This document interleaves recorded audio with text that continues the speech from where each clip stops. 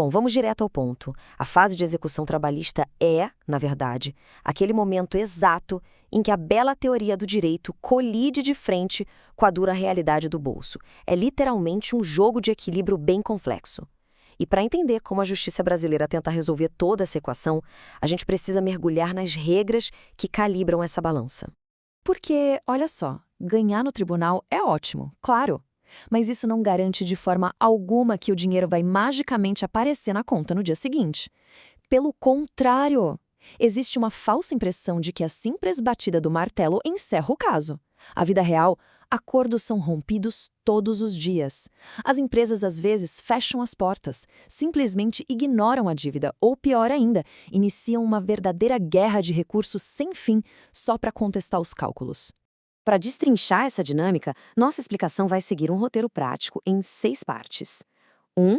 O gargalo da justiça. 2. A base da cobrança. 3. O escudo do devedor. 4. O foco no resultado. 5. O preço do atraso. E, finalmente, 6. O fim da linha. Então, vamos começar logo pelo ponto 1. O gargalo da justiça. A execução trabalhista nada mais é do que a fase de cobrança forçada. Mas o grande detalhe e o grande problema é que ela só começa de verdade quando uma condenação ou um acordo lá de trás é simplesmente ignorado. E é aí que a coisa trava. Esse cenário transforma a execução num dos maiores gargalos de toda a justiça trabalhista hoje. É um desafio imenso de eficiência que joga as taxas de congestionamento processual lá para as alturas. Passando agora para o ponto 2, a base da cobrança. Aqui a gente encontra o primeiro grande pilar, que é o princípio do título. Funciona assim: não dá para cobrar nada do nada. A execução exige obrigatoriamente um título executivo. As famosas tutelas de urgência até podem dar uma acelerada nos efeitos práticos, mas a satisfação definitiva do crédito fica totalmente amarrada a esse documento final. É ele que comprova, sem sombra de dúvidas, quem deve, o que deve e o valor exato. Sem isso, a cobrança simplesmente não tem alicerce. Na sequência, temos o princípio da disponibilidade. A lógica aqui é bem simples. A execução só existe por causa do interesse de quem tem a receber. Se esse interesse acaba, o processo perde o sentido, certo? O credor pode até abrir mão de algumas partes da dívida, como perdoar uma multa extra, por exemplo. Só que, e aqui tem um porém importantíssimo, na área trabalhista uma boa parte dos créditos é indisponível. Ou seja, a lei não deixa a gente simplesmente jogar fora ou renunciar a direitos de sobrevivência muito básicos. E para que essa cobrança não se arraste pela eternidade afora, tem um relógio correndo. A súmula 150 do STF é quem dita as regras do jogo. Ela deixa muito claro que a execução perde a validade exatamente no mesmo prazo que a pessoa tinha lá no início para abrir o processo original. Então, o direito de cobrar não é infinito, ele tem prazo de validade. O que nos leva ao nosso terceiro ponto da análise, o escudo do devedor. E o que seria exatamente esse escudo? Bom, o princípio da patrimonialidade é a chave de tudo. A ideia é abandonar completamente aquela noção antiga de execução pessoal. O alvo da justiça é sempre o bolso, nunca a pessoa física em si. O foco total está na expropriação de bens e de contas bancárias, proibindo qualquer tipo de punição corporal ou privação de liberdade. Essa proteção é levada tão a sério que o Brasil chegou a incorporar o Pacto de São José da Costa Rica lá na súmula vinculante 25 do STF. Essa regra proíbe de vez a prisão civil por dívida no país, salvo raríssimas exceções que nem entram aqui no nosso escopo trabalhista. Fica o recado claríssimo de que a execução tem que ser 100% financeira ou patrimonial. Para refinar ainda mais essa proteção, entra em cena o princípio da economia, ou do modo menos gravoso. Sendo o princípio mais usado do dia a dia dessa fase, ele é tipo um lembrete constante para os tribunais. Se existem vários caminhos possíveis para o credor receber o que é dele, a lei obriga que seja escolhida a rota de menor destruição, aquela que gere o menor estrago possível no patrimônio e principalmente na dignidade de quem está devendo. Chegamos na parte 4, o foco no resultado.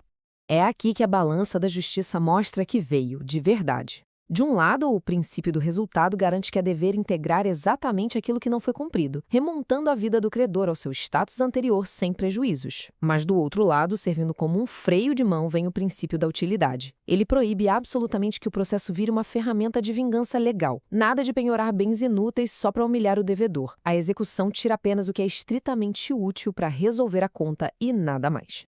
Na prática dos tribunais, esse princípio do resultado vai muito além de apenas transferir dinheiro vivo. Entregar o tal do objeto exato muitas vezes significa forçar a liberação de documentos essenciais, como as guias para o trabalhador conseguir sacar o FGTS ou pegar o seguro-desemprego. Ou ainda, num caso de alguém com garantia no emprego, o resultado exato exigido é fisicamente reintegrar a pessoa de volta à sua cadeira na empresa. E como o princípio da utilidade funciona na vida real? Pensa no sistema Bassen-Jude, que é largamente utilizado. A grande sacada genial dele é que ele rastreia e bloqueia apenas e exatamente o valor que a pessoa deve nas contas bancárias. Ao evitar aquele congelamento cego e excessivo de todo o dinheiro da pessoa, o sistema garante que o processo não vire um massacre financeiro desnecessário. É o equilíbrio na prática. Mas e quando a parte devedora resolve enrolar? Ponto 5. O preço do atraso. A gente tem que lembrar que toda execução já começa justamente porque alguém não pagou no prazo. Então, agir de má fé ou tentar burlar o direito agora tem consequências pesadas. Esse é o princípio da onerosidade da execução. Se o devedor atrasa o processo de forma culposa, de propósito, a justiça responde aumentando a dívida. É um mecanismo criado literalmente para doer no bolso e forçar que a ordem do juiz seja cumprida o mais rápido possível. E a CLT até coloca isso na ponta do lápis, lá no artigo 789-A.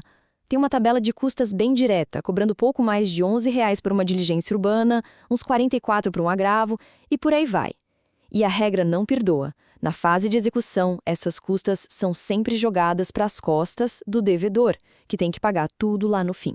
É a fatura que chega pelo tempo perdido. E, finalmente, o nosso sexto e último ponto, o fim da linha.